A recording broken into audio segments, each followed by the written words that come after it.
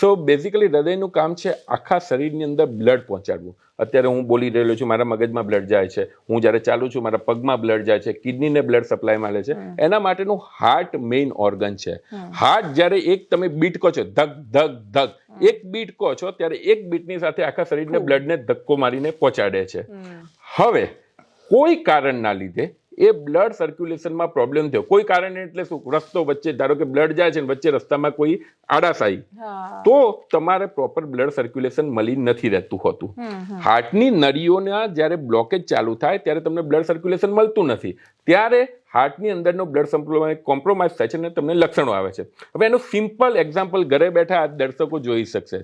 મોટે ભાગે હું રૂટીન સિનેરિયોમાં વાત કરું છું, જ્યાં સુધી તમને 70% જેટલું બ્લોકેજ હોય, 70% બ્લોકેજ, 100 જે હોય એમાંથી 70%, ત્યારે બની શકે તમને કોઈ લક્ષણ જ ના આવે.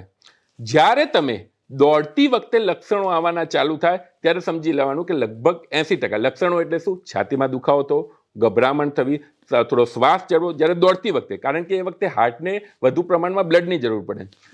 જ્યારે તમે બેઠા બેઠા હું વાત કરું છું અને મારો શ્વાસ ચડવા માંડે, એનો મતલબ કે મારું 90% જેટલું, 90% કરતાં બી વધુ બ્લોકેજ છે.